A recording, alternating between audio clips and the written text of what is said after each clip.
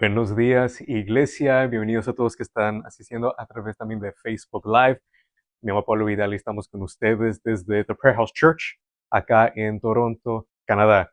Me acuerdo que les dije la vez pasada de que casi siempre cuando es la época de la Navidad ves las imágenes, ves, hasta en películas, siempre ves al bebé Jesús ahí en el medio, tienes a María por un lado, José por el otro.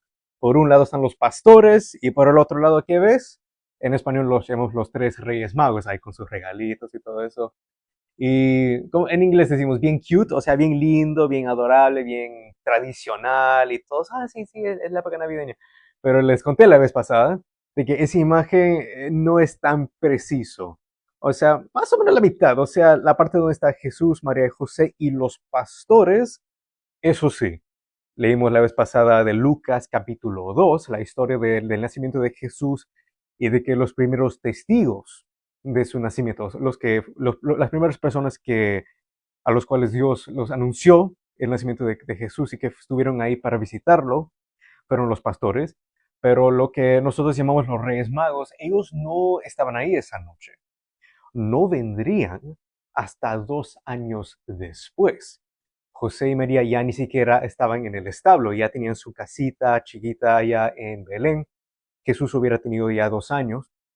Fue ahí que recién vinieron. Yo les quería enseñar un poco sobre ellos, porque su historia es muy interesante. Casi todo el mundo se acuerda de ellos por los regalos que dieron y seguro que han escuchado un montón de prédicas sobre el significado de sus regalos.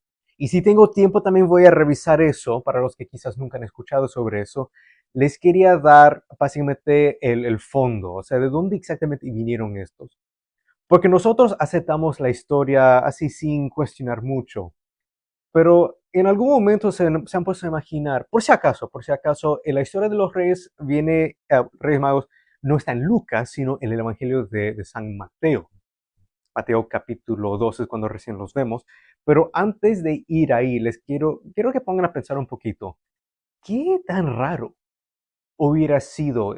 Imagínate que eres un judío ahí viviendo en la ciudad de Jerusalén en el primer siglo. Durante esta época, Roma está a cargo, el Imperio Romano ha conquistado todo esto, esa parte. Tienes un rey, se llama Herodes, que aun siendo el judío, es considerado un traidor por muchos de los judíos, porque él trabaja primeramente por Roma, realmente no tiene los intereses del pueblo como su prioridad. Él ha renovado el templo de Zarubabel para que sea más bonito, para tratar de ganar un poco de favor de los judíos, pero igual lo odian, dicen que es un rey malo, que simplemente es como un muñequito del imperio romano, realmente no ama a su pueblo. Y en medio de todo eso, no era tan raro necesariamente ver extranjeros. Jerusalén, hasta el día de hoy, es una ciudad muy grande y muy multicultural. Mucha gente venía de diferentes partes del Imperio Romano para comprar y vender, para también intercambiar ideas y cosas así. Entonces, ver extranjeros en Jerusalén, incluso de otras religiones, no era tan raro necesariamente. Pero lo que sí hubiera sido muy raro es de que estos persas, viniendo desde el oriente, viniendo a Jerusalén ahí con sus camellos, con sus siervos, con un montón de tesoros, y la pregunta que hacen no es, oh, ¿dónde está el mercado? Porque quiero vender algunas cosas mías de mi pueblo, de mi país. Dicen, ¿dónde está el que ha nacido como rey de los judíos? Y todos mirándose entre sí, ¿cómo que ha nacido rey? Tenemos al rey Herodes, y él tenía un hijo, se llamaba Antipas, pero ya era adulto. Ya hubiera tenido unos 20, 30 años por ahí. O sea, recién nacido, no tenemos ningún rey recién nacido. Y ellos dicen que la razón por la cual están diciendo eso, dicen porque hemos visto su estrella desde el oriente y hemos venido a adorarlo. Nosotros quizás hemos leído ese pasaje en Mateo, quizás lo han visto en las películas y no cuestionamos eso.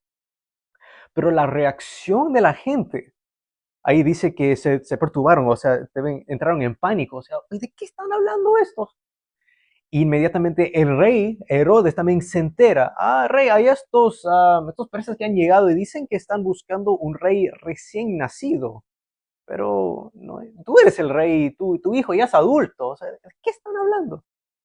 Y se pone a pensar, y lo interesante, por lo malo que fue el rey Herodes, que no lo dudo por si acaso, Él creía en la Biblia mucho más que incluso la mayoría de cristianos. Su reacción inmediata no es ¡arréstenlos! Él llama a los escribas y dice, búsquenme la profecía en la Biblia, lo que ellos tenían, lo que nosotros llamamos en el Antiguo Testamento el Tanaj, se llamaba en esa época. Búsquenme la profecía de dónde se supone que debería nacer el Mesías. O sea, él inmediatamente sabía que estos hombres no estaban hablando de él o de alguien de su familia. Él sabía, siendo el judío, quizás un judío muy malo, pero igual siendo judío que conocía la Biblia. Y él decía, yo sé que están hablando del Mesías, pero en ese momento no se acordaba. Yo sé que hay un profeta por ahí que dijo de que el Mesías tenía que nacer en una ciudad acá en Judea, pero no me acuerdo exactamente. A ver, búscamelo. Y los escribas ahí, buscando. Alguien lo encontró. Rey, es el profeta Miqueas. Sí, Miqueas. Y a ver, léeme esa parte. Dice que el Mesías va a nacer en Belén. O sea, quedaba muy cerca de Jerusalén, solo a 6 kilómetros al sur. Para nosotros eso no es mucho porque tenemos el auto, pero para caminar tomaba quizás un día, 2 días. Entonces llamó él a estos delante de él y dijo, yo sé exactamente dónde tienen que irse. Tienen que ir a la ciudad de Belén, no queda muy lejos de acá. Tomen sus camellos, pueden caminar hasta ahí nomás. Y él dice, cuando encuentren a este rey, de lo cual están buscando, por favor, regresen acá a Jerusalén y dime dónde está, porque él dijo en sus palabras, yo también deseo adorarlo. Sabemos muy bien por lo que sucedió después, de que él no tiene ningún deseo de adorar, sino para matar a este niño. Es muy parecido a, no sé cuántos de ustedes se acuerdan de cuando prediqué y les dije de que Caifás creía más en Jesús que quizás la mayoría de los que seguían a Jesús. Creía tanto en Jesús como el Mesías, de que él vio a Jesús como una amenaza a su autoridad. Porque él sabía de que las profecías del Mesías decía que él iba a ser rey y también sumo sacerdote. Entonces, básicamente, Caifás se quedaría sin trabajo. Ya no habrá necesidad por alguien como él, porque el Mesías, siendo Dios en la tierra, sería un sacerdote mucho mejor que él. Entonces, por eso él quiso tanto matar a Jesús. Y Herodes, sabiendo que el Mesías iba a venir como rey para tomar el trono del rey David. ¿Se acuerdan de esa prédica? Entonces, él también vio a Jesús, vio al Mesías como una amenaza a su autoridad. Pero como les dije al inicio, regresando un poquito, estos hombres vienen del oriente, de lo que ahora existen como los países como Irak y Irán. En esa época eran los persas. Y decían, ¿de dónde sacan esta idea? Desde tan lejos, porque esto fue una época antes de que existían las redes sociales. ¿Cómo se enteraron de que iba a nacer primeramente un Mesías judío desde tan lejos? Y de que la razón por la cual sabían de que iba a venir acá en este tiempo fue porque iba a haber una estrella en el cielo que anunciaría su nacimiento. ¿De dónde sacaron eso? O sea, Dios los apareció en un sueño y les dijo. No, un ángel aparecería a ellos en un sueño después para decirles, por favor, hagan lo que hagan, no regresen a Herodes, vayan de frente a su casa. Eso vendría después. Entonces me acuerdo que yo también di una enseñanza así parecida en la iglesia canadiense, donde también pastoreo, y la gente después del servicio me acercaron y dijeron, Paulo, nunca me había puesto a pensar en eso, pero ahora que dice todas estas conexiones. Mira, ¿cuántos se acuerdan de Daniel? El profeta Daniel es uno de los personajes más conocidos en la Biblia. Casi todo el mundo, sean sinceros. La razón por la cual todo el mundo se acuerda de él es por el hecho de que él sobrevivió una noche en un pozo de leones. Casi desde la infancia, desde la escuela dominical, todos en inglés. Daniel and the Lion's Den, o sea, Daniel y el pozo de los leones. Casi todo el mundo se acuerda de eso. Pero acuérdense de que el libro de Daniel son 12 capítulos en total. Los primeros 6 capítulos son más o menos una biografía, es su vida, del 1 al 6. Del 7 al 12 es profecía, no habla mucho de su vida personal.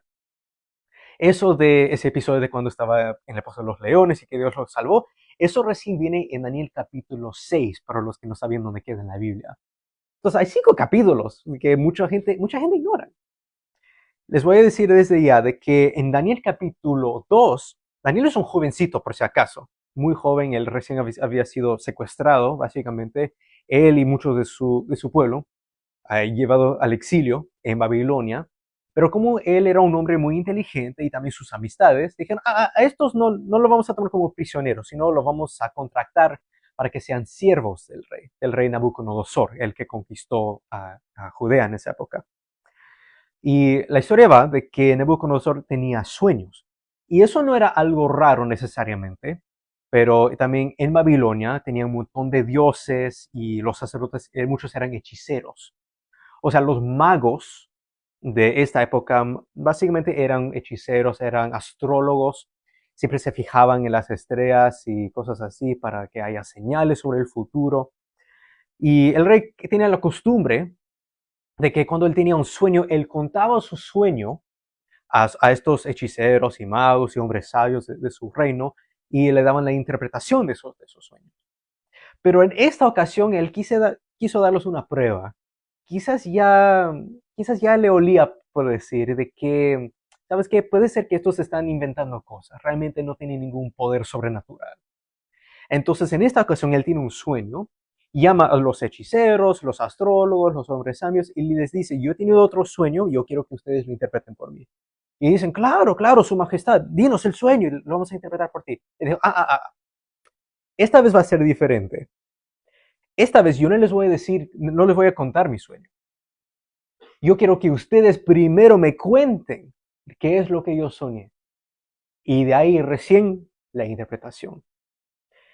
Y todos se quedan en jaque, por decir, todos se quedan y tratan de hacer excusas. Oh, rey, dinos nomás con confianza. Y el rey se da cuenta, ustedes son puros estafadores. Realmente no tienen ningún poder, no tienen comunicación con ningún dios ni nada. Ellos reclaman diciendo, solo los dioses tienen el poder para saber cuál era tu sueño. Entonces dije, ¿sabes qué? Todos ustedes son puros e inútiles. No me sirven, me la están estafando por años. ¿Sabes qué? No solamente voy a matar a ustedes, sino todos los hombres sabios, todos los hechiceros, todos los astrólogos, todos, a la muerte. Incluso los que no estaban ahí en ese cuarto. Eso incluía a Daniel y sus 3 amigos. Entonces están al punto de ser arrestados, pero antes de eso, Daniel para al soldado y dice, dame tiempo. Déjame que yo ore a mi Dios. O sea, olvídate de Marduk y los otros dioses de Babilonia. Yo voy a orar a mi Dios, Yahweh, el Dios de Israel. Él me va a decir el sueño y también la interpretación. Y porque él tenía mucho favor delante de los ojos de los babilonios, dijo, ¿sabes qué? Ya, vamos a darte tiempo. Daniel y sus amigos se ponen a orar y dice, Dios, tú eres Dios Todopoderoso, por favor, danos la revelación. ¿Qué fue lo que soñó el rey Nabucodonosor y la interpretación? Y el Espíritu Santo le da la revelación a Daniel. Daniel va delante del rey. El rey le pregunta, tú, Daniel, el judío, ¿no? Sí. ¿Tú puedes decirme mi sueño y la interpretación? Y él dice, yo no, pero mi Dios sabe todas las cosas. Él me dará la revelación. El rey responde, a ver, acuérdense, esto es su única chance de no solamente salvar su cabeza, sino la cabeza de sus amigos y de todos los astrólogos, hechiceros, todos los paganos, realmente sus enemigos en toda Babilonia. En inglés decimos no pressure. No sé qué sería eso en español. ¿Hay un equivalente a eso? No, no hay presión. Ya, no hay presión, o sea, solo tu cabeza y la cabeza de todos estos hombres. Y Dios le da el sueño primero, le dice, creo que dio una predica sobre eso, fue la estatua, que fue hecha de diferentes partes, o sea, la cabeza de oro, el pecho de plata, las piernas de bronce y todo eso. Da el sueño y da la interpretación de ese sueño. Y dice el video de que Nabucodonosor se postra y dice, alabado sea el Dios de Daniel, que él sabe todas las cosas. O sea, él admitió de que los dioses de Babilonia no tenían poder. O sea, todos estos estaban al punto de morirse, pero el Dios de Daniel salvó a él y salvó a todos ustedes. O sea, ojo. Y acá les voy a leer este versículo, Daniel capítulo 2. O sea, por consecuencia de que él pudo hacer esto, dice, mira, voy a empezar desde el 47. Esto es Daniel 2, 47. Dice, el rey habló a Daniel y le dijo, en verdad que su Dios es el Dios de dioses, Señor de reyes y revelador de misterios, ya que tú has podido revelar este misterio. Ahora, esto es lo importante, 48. Entonces el rey engrandeció a Daniel y le dio muchos regalos espléndidos.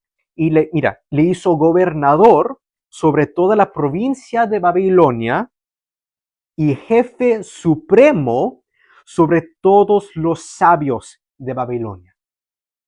Esa es la parte importante. Nabucodonosor le puso a Daniel a cargo a todos esos hombres que realmente les acaba de salvar la vida. Sobre todos ellos, los astrólogos, los hombres sabios, todo eso, él estaba a cargo. Ahora, Daniel era un jovencito durante esta época. Muchos dicen que no hubiera tenido más de 20 años, quizás.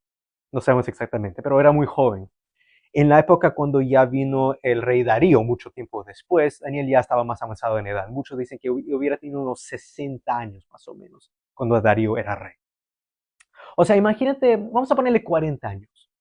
40 años siendo jefe de todos los sabios de Babilonia, como acaba de decir acá este versículo. ¿No creen ustedes de que en esos 40 años él hubiera no solamente enseñado sobre la astrología y todo eso, pero también hubiera enseñado sobre el Tanaj, el Torah? Porque les decía muy claramente, olvídense de sus dioses de Marduk y los otros dioses de Babilonia. Mi Dios, Yahweh, Él me dio la interpretación, el sueño y la interpretación, les salvó la vida a todos ustedes, por si acaso. Yo les voy a decir lo que ha dicho mi Dios. Y yo creo de que uno de los pasajes que Daniel hubiera enseñado a los hombres sabios de Babilonia, y que hubiera sido como una herencia para generaciones después de ellos. Les voy a leer, esto es Números, capítulo 24, y esto es el versículo 17. Para darles un poco de contexto, esa es la historia de Balaam. Para los que quizás no saben quién era Balaam, Balaam era un brujo, era un hechicero, pero ya, Números 24. Él era un brujo que fue contratado por el rey de Moab, que se llamaba Balac. Porque Balak tenía mucho miedo. El pueblo de Israel que había salido de Egipto estaban llegando más y más cerca a la tierra prometida. Y él tenía miedo, o este pueblo se supone, él había escuchado las historias de que su Dios partió el mar, de que les había dado comida, que a pesar de no tener ningún entrenamiento militar, habían podido vencer a todos sus enemigos. Y él dijo, oye, también van a pelear contra mí, también me van a matar. Entonces, él contrata a Balaam. Balaam era un brujo, pero él creía en Yahweh. Él creía en el Dios de Israel. Entonces, Balak lo contrata y le dice, yo quiero que te pones sobre este monte, que hagas todos los ritos, los sacrificios, lo que tengas que hacer.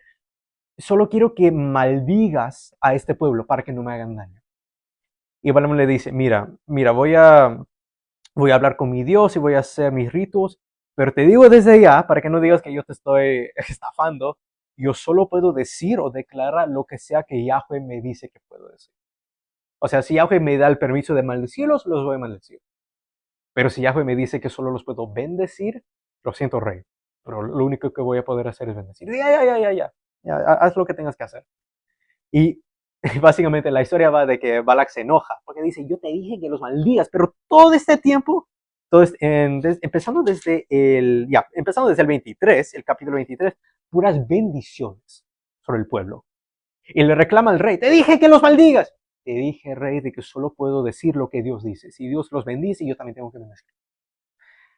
Y algo muy interesante dice acá, en Números 24, versículo 17 específicamente, dice Balaam hablando, o sea, el Espíritu de Dios está hablando sobre él, lo veo, pero no ahora.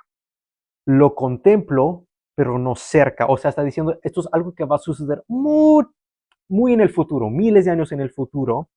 Una estrella saldrá de Jacob y un cetro se levantará de Israel. Ahora, recuerden que un cetro es básicamente la barra, el bastón que usaba un rey. O sea, lo que está diciendo esta profecía es de que va a haber una estrella que va a estar sobre Jacob, o sea, sobre el pueblo de Israel. Y cuando ven esa estrella, dice que un cetro se levantará, o sea, un rey va a nacer, el Mesías va a nacer en Israel y la señal de su nacimiento va a ser una estrella. Entonces, imagínense, Daniel, él fue jefe de todos los magos, los hombres sabios de Babilonia y después de Persia, porque conquistó Persia.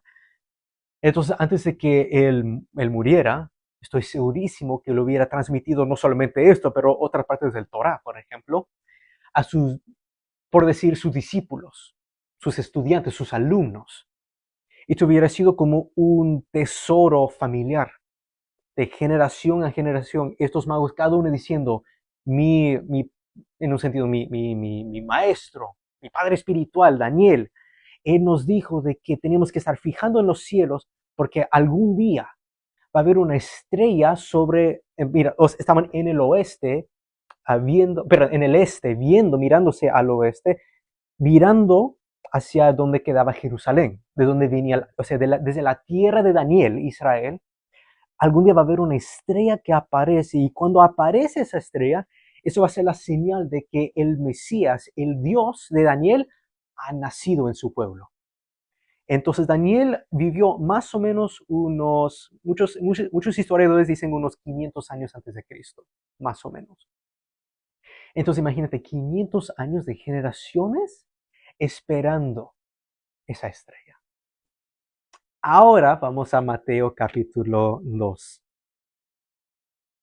Les voy a leer directamente. Después de nacer Jesús en Belén de Judea, en el tiempo del rey Herodes, unos sabios del oriente llegaron a Jerusalén preguntando, ¿dónde está el rey de los judíos que ha nacido? Porque vimos su estrella en el oriente y hemos venido a adorarlo. Cuando lo oyó el rey Herodes, se turbó y toda Jerusalén con él. Entonces el rey reunió a todos los principales sacerdotes y escribas del pueblo y averiguó de ellos dónde había de nacer el Cristo, el Mesías. ¿Se acuerdan lo que les acabo de decir? Él sabía muy bien de lo que estaban hablando estos reyes magos. Ellos le dijeron, en Belén de Judea, porque así está escrito por el profeta, y tú, Belén, tierra de Judá, de ningún modo eres la más pequeña entre los príncipes de Judá, porque de ti saldrá un gobernante que pastoreará a mi pueblo Israel. Entonces ahí, siguiendo adelante, Herodes les dice, ok, tienen que irse a Belén y cuando lo encuentren, búsquenme porque yo también quiero adorarlo. Después, 9. Después de oír al rey, los sabios se fueron y la estrella que habían visto en el oriente iba delante de ellos, hasta que llegó y se detuvo sobre el lugar donde estaba el niño. Y esta es la parte que también me alegra mucho. El 10 dice, cuando vieron la estrella, se regocijaron mucho con gran alegría. ¿Por qué? ¿Por qué se alegran tanto por una estrella? Porque, hermanos míos, habían estado esperando 500 años. Sus padres, sus bisabuelos, mis bisabuelos esperando. O sea, ahí, antes que morir, hijo, busca la estrella. Hijo, busca esa estrella. Generación tras generación tras generación, los bisnietos espirituales de Daniel, básicamente, buscando, esperando, algún día va a aparecer. Y cuando finalmente apareció, todos agarran sus cosas, sus camellos, sus tesoros, vamos, todos vamos, hemos estado esperando esto por cientos de años. Entonces por eso yo no creo que era solamente 3. En todas las figuras, en todas las películas siempre ves los 3 camellos ahí, uno detrás del otro, ahí viéndose hacia Belén, ¿no? Yo creo que hubiera sido quizás incluso cientos de hombres. No solamente los astrólogos, también sus siervos y otras personas allá en la tierra. Hoy ha nacido el Mesías. Hoy todos. Lo único que nos dice la Biblia acá, porque en ningún momento dice que había solo 3. Dice, entrando en la casa, esto es el 11, vieron al niño Jesús con su madre María y postrándose lo adoraron. O sea, reconociendo de que esto era Dios hecho carne. Entonces todos se postraron a adorarlo. Y abriendo sus tesoros, le presentaron obsequios de oro, incienso y mirra.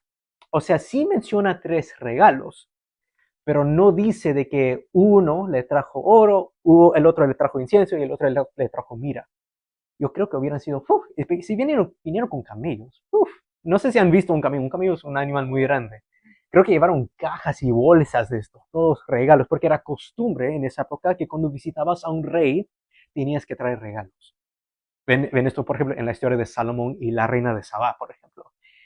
Salomón ya era recontra rico, ya tenía toda la plata del mundo, pero igual la reina le trae regalos.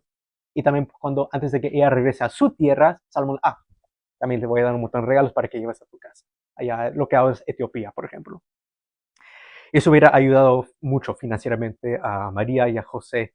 y por eso pudieron irse hasta Egipto después y vivir ahí por unos años hasta que murió el rey Herodes. Pero dice acá, y habiendo sido advertidos por Dios en sueños, que no volvieron a Herodes, se fueron para su tierra por otro camino. Ahí está, esa es la historia de lo que llamamos los Reyes Magos. Ese nombre es me da un poco de tristeza porque no es un nombre preciso, no es accurate, como decimos en inglés. Lo que estos hombres hubieran sido astrólogos.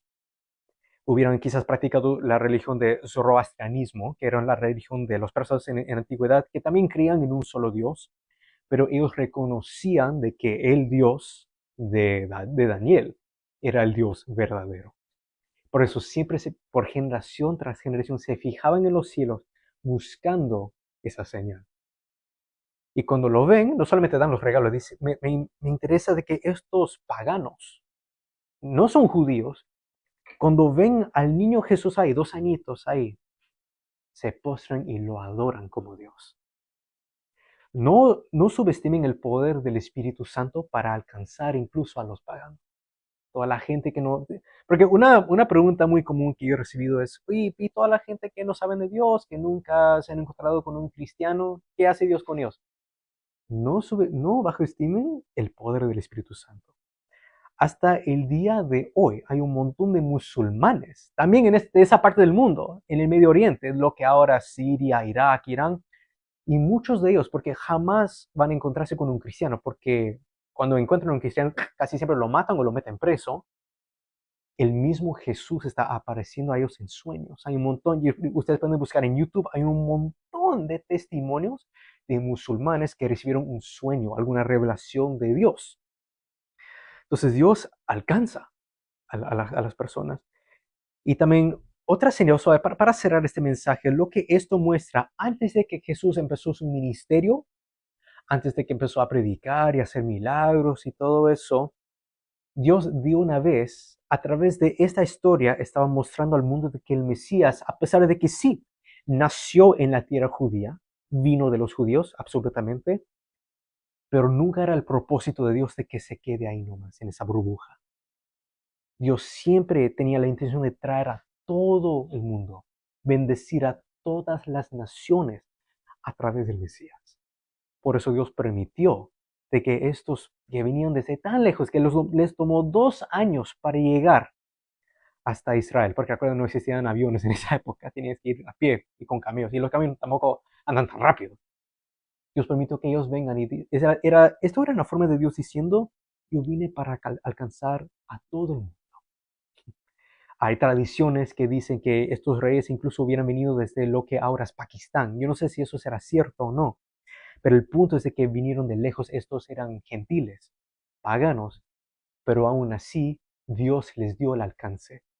Dios permitió de que este pueblo de Israel sean tomados en exilio a una tierra lejana, y que ahí alguien como Daniel podría ser luz para generaciones de personas que ahora sí sabían sobre el Dios de Israel.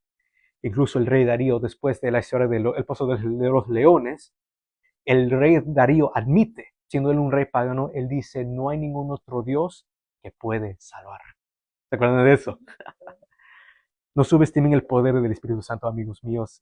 Recuerden la historia, básicamente la lección de la historia de los reyes, lo que llamamos los reyes magos, realmente los astrólogos, eso es lo que era, es que Dios siempre está dando el alcance a su pueblo.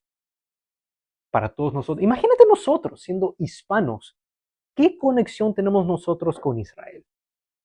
Estamos más lejos aún, especialmente acá en Canadá, Perú, México, estamos más lejos incluso que estos hombres estaban de Israel. Pero mira cómo el Espíritu de Dios nos trajo hasta aquí. Mira cómo el Evangelio llegó hacia nosotros. Mira cómo este rey nacido en Belén, adorado por pastores y por astrólogos desde el oriente, ahora nosotros también postramos y lo adoramos como rey, como Dios, que nos vino a salvar. Vamos a orar en este momento. Como siempre, si no has tenido la oportunidad de también, así como los pastores que hablamos la vez pasada, como estos astrólogos, como todas estas personas que incluso Jesús, antes de que empezó su ministerio, ya lo reconocieron como Dios. Ya lo reconocieron como Mesías y Señor, como el único que puede salvar a este mundo, el único redentor. Vamos a venir delante de Dios con nuestras peticiones, con confianza, porque Él es el Dios que siempre nos da el alcance. Señor Dios, delante de ti, con confianza, ante tu trono de gracia, ponemos delante de ti estas almas tan preciosas. Jorge Luis de la Cruz, Mary Amado, Amanda Hernández, María Onetti García, Carlos Alberto Ramírez y Janina Cárdenas, Señor. Delante de ti ponemos estas almas tan preciosas porque sabemos de que tú eres el Dios, tú eres el buen pastor que anda y busca a la oveja perdida. Tú eres el Dios que siempre nos da la mano, que desde el inicio siempre estamos mostrando de que tu evangelio, tu poder de salvación, tu Espíritu Santo está ahí para alcanzar a todas las naciones. Y estas almas, Señor, también son tan preciosas en tus ojos. Las necesidades que ellos tienen, Señor, sean necesidades físicas, espirituales, financieras, lo que sea, Señor, ponemos todo delante de ti y confiamos de que tú eres el Dios que nos ama y que está ahí para nosotros, tú estás por nosotros, no contra nosotros, y que tú vas a suplir necesidades, de que tú vas a sanar a los enfermos, de que viniste a traer libertad a los cautivos.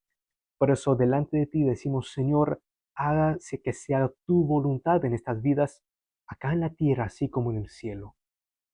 Y si usted no ha recibido a Cristo como Señor y Salvador, recuérdense de que Jesús es Dios que vino a esta tierra, el Verbo se hizo carne y Él tomó sobre sí mismo el castigo que tú mereces y Él ofrece a ti algo que tú no mereces, la vida eterna a través de su muerte y su resurrección.